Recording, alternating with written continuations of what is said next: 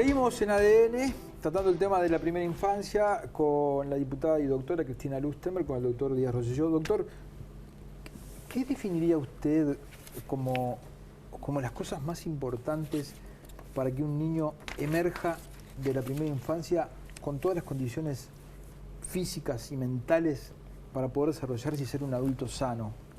Bien, quiero mencionar algo que tiene que ver con la tradición republicana y democrática que en una época de gloria al inicio del siglo XX tuvo muchas buenas ideas. Y como mencionaban que el Uruguay está retrasado porque 30 años hace que se votó y recién 20 se aprobó en el Parlamento, yo quiero hacer una mención a que en el año 1934, el doctor Roberto Berro, siendo ministro de Protección a la Infancia, aprobó el Código de los Derechos del Niño. Acá hay un tema que es un tema de derechos. Antes de que uno pueda decir cómo funcionan los derechos. El niño tiene muchos derechos y tiene uno de los derechos más importantes es a que sea reconocido por la sociedad como un individuo altamente valioso.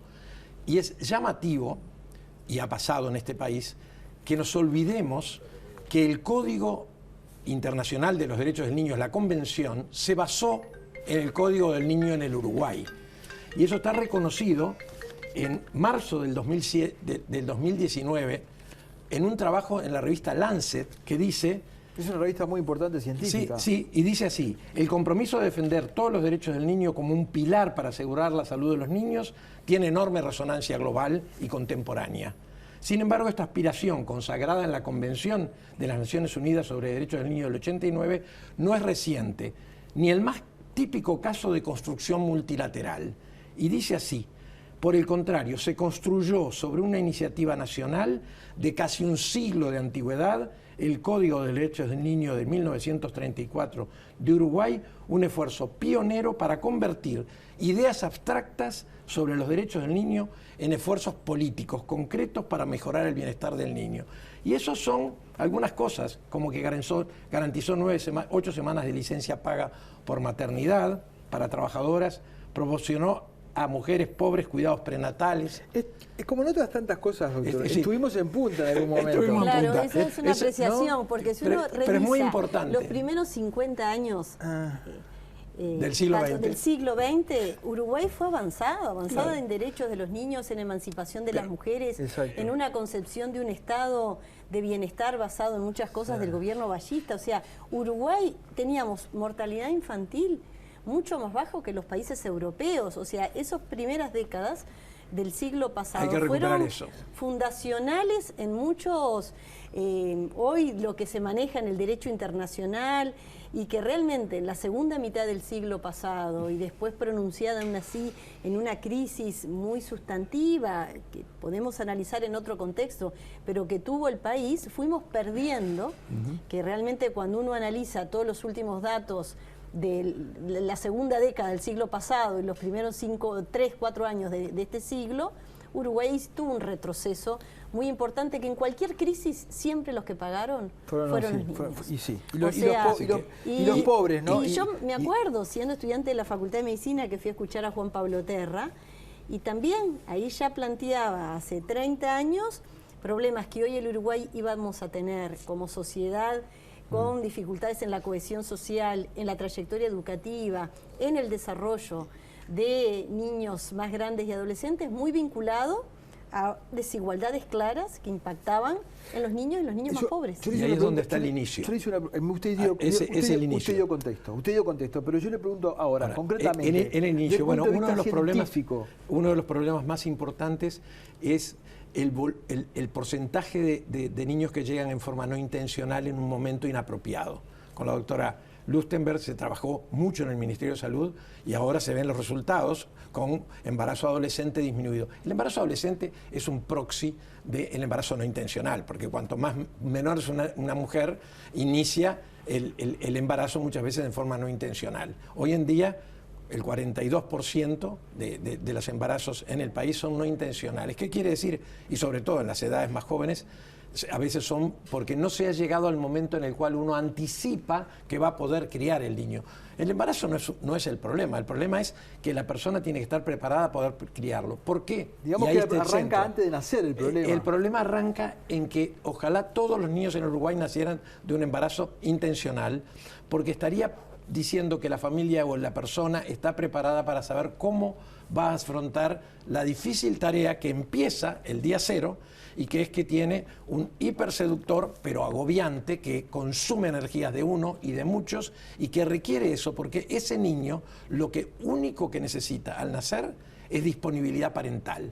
Entonces uno tiene que estar mirando que el cerebro de ese niño no es solo importante, sino que es importante lo que hoy se sabe en el siglo XXI, que es que el adulto hace una adicción a ese niño y solo a ese niño, y eso es la función parental. A mucha gente le cuesta entender. Pero tú lo narras.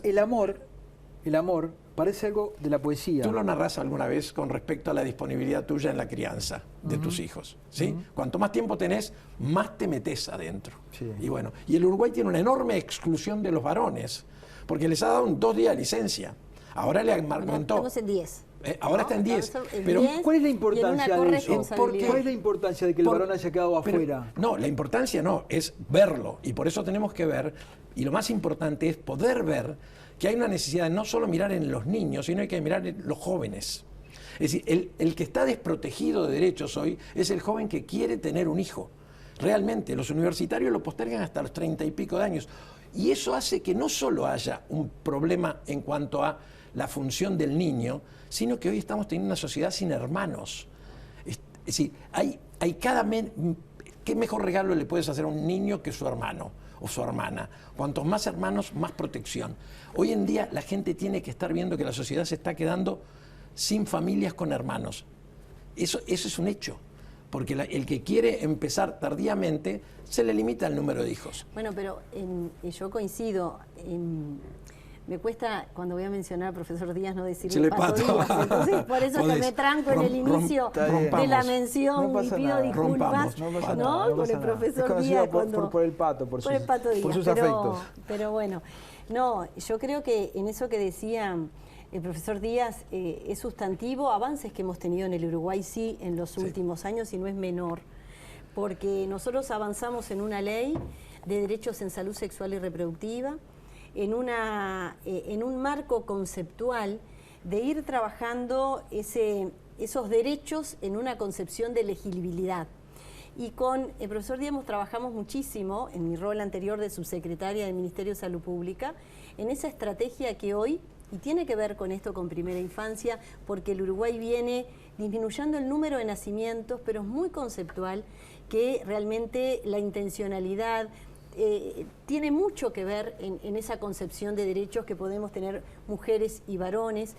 Y el Uruguay tenía muy marcado, lo mismo que en América Latina, descendiendo las tasas globales de nacimientos, de fecundidad, pero muy concentradas en las niñas y adolescentes. Fíjense que hasta el año 2014 el Uruguay tenía de los 46.000 nacimientos, casi 8.000 nacimientos en niñas entre 10 y 18 años. Cuando eso lo identificamos como un problema de salud pública, pero de política pública, que era un problema que marcaba segmentación, desigualdad social y graves dificultades en las niñas menores de 14 años, el 100% vinculado a situaciones de abuso, de explotación sexual y unas vulneraciones muy importantes, eso permitió desarrollar una estrategia en conjunto con educación, con salud, con una mirada de género, una coordinación muy importante, que eso consolidó desde la parte de salud, acceso a métodos anticonceptivos de larga duración, que eso no es menor, consejería en derechos en salud sexual y reproductiva, y eso permitió que en la última reunión internacional que se hizo de Comisiones de Población y Desarrollo, en el cual también yo puedo decir que con demógrafo hemos aprendido mucho, tanto el profesor Díaz y yo particularmente en los últimos años, con Calvo, con Banda Cabela, o sea, es gente muy estudiosa desde la Universidad de la República en tener estos estudios, y realmente eso permitió que en casi 3 años disminuyeron casi 3.000 nacimientos en la franja etaria de 10 a 18 años. Y eso es una muy buena noticia para el Uruguay, que es verdad, nacemos menos, pero por suerte, a expensas de los nacimientos, la reducción en niñas sobre todo y adolescentes menores de 18 años. Lo que se va a compensar, porque el hecho de, en el Uruguay es muy claro, a diferencia de otros países, en que hay muy pocas personas que llegan a la vida adulto joven que dicen no voy a tener hijos nunca. Hay otros países que sí, que es alto, pero el Uruguay siempre tiene eso de 2 o 3 hijos, está todavía en la cultura de tener hijos. Lo único que en lugar de tenerlos en un momento en el cual les limita todo el resto del desarrollo del proyecto de vida, los van a tener en su momento. O sea que va a haber un rebote, eso lo vimos con los demógrafos, muy probablemente que nazcan más niños en forma intencional, pero no en total de niños por persona, porque los hacen más tarde. Y falta que la universidad y que la gente que está en el sector terciario de educación se dé cuenta que es excluyente de los padres, porque hoy en día la universidad es el mayor anticonceptivo. Si uno entra a la universidad y no tiene hijos en el periodo, pero se necesita que haya mayor facilidad. Pero ahora, yo te pongo un ejemplo, la puesta en marcha del Sistema Nacional Integrado de Cuidados, que sabemos que tiene todavía que fortalecerse, es un hito que quizás va generando tal una vez la política licencia pública. parental dentro Ahí de va, eso. y las licencias parentales muy prolongadas, mucho más lo que son prolongadas de los que son ahora, que hubo en la ley del 2013, la 19.161, generó ya un impacto de pasar de 12 semanas a 14, los 10 días para los ahí necesitamos a Pereira hombres, que diga, pida más, las y 6, más, y más. hasta los 6 meses, y ahí nosotros estamos comprometidos. Si llegamos en que al realmente año, hay que tener licencias parentales mucho más prolongadas. Y claro, porque en algún momento se dijo, las jubilaciones de las personas que tienen 2 hijos, la edad jubilatoria se le va a reducir 2 años. Y yo digo, ¿por qué no hagamos lo siguiente? Hagamos una ley en la cual si la persona quiere tener un hijo, posterga su tiempo jubilatorio, pero se jubilea con su hijo. Porque en realidad es mucho más fácil hacer la inversión al principio que darle un premio al final porque tuvo un hijo en condiciones restrictivas. Esa idea es demasiado avanzada. Bueno, pero si no estamos para las realidades avanzadas en este país que tiene estas cosas que pero Gabriel, hay estudios hoy, te lo digo, en esa línea. Karina Batiani, Valentina Perrota, gente de la Facultad de Sociología, está tomando mucho experiencias que hay en los países más desarrollados con respecto a la extensión de las licencias parentales y que generen corresponsabilidad.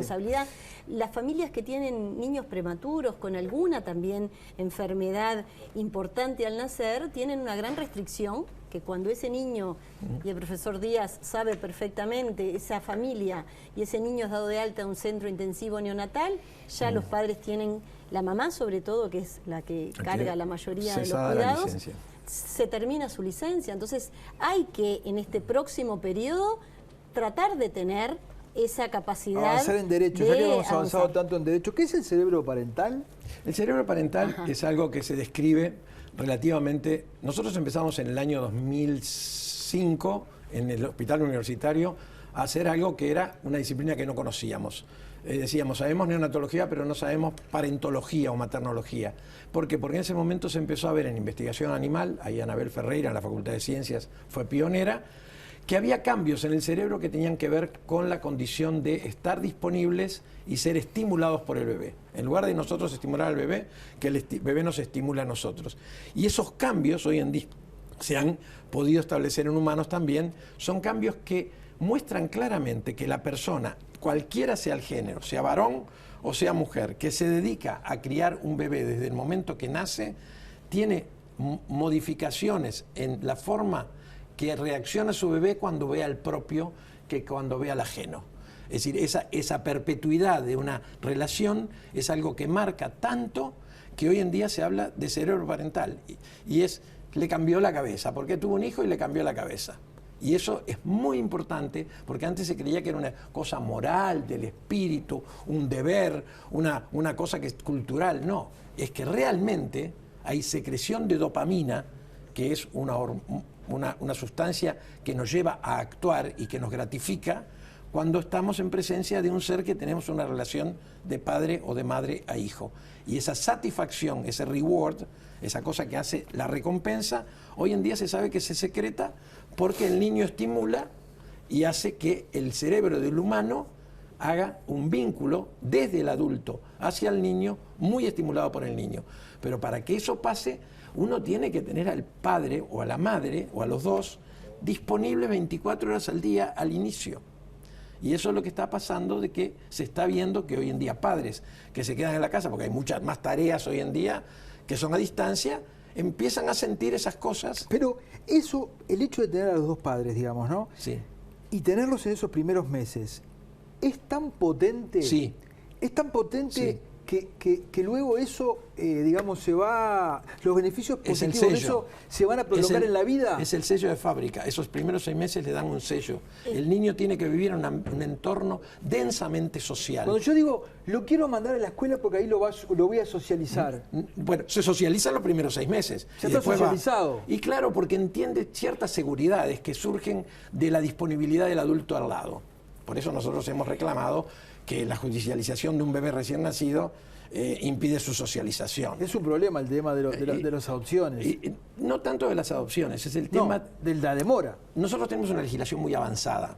¿Y por qué pero demoran tanto en tiene entregar una un niño? limitación. Tiene una limitación que el Uruguay podría ser pionero, como lo fue con el tabaco, con el planteo de marihuana. El Uruguay podría ser pionero en la Convención en tratar de cambiar algo. La Convención Internacional de los Derechos del Niño sigue sosteniendo, porque hace 30 años que la hicieron, que la familia biológica es la que lo engendra.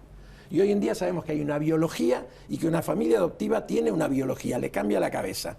Entonces uno tiene que... La ley, de alguna manera, al referirse a esa convención, sigue yendo a buscar a la familia que lo engendró, cosa que hoy en día no se puede, porque si es por producto de una donación de óvulos o producto de una donación de esperma que es absolutamente anónima, o se concibió en una fertilización in vitro que es totalmente artificial, el ir a buscar las raíces no se puede. En cambio, todos sabemos que un niño que entra en una casa del primer día después de nacer, se transforma en familias adoptivas, que las hay muchas, se transforma en un individuo que le cambia la cabeza a esos padres y hay una biología de la familia adoptiva. Entonces, en eso el Uruguay puede innovar. Nos tenemos que ir a una tanda y cuando volvamos arranco contigo, pero quiero un último concepto. ¿Qué pasa con esos niños cuando en el proceso de adopción están 6 meses, un año con una familia y el año se lo sacan y lo mandan para otro Bueno, lado? eso es un problema que no se reconoce en los derechos del niño y eso es muy importante. Cuando se inició con esto de que se lo pueden sacar, Sí.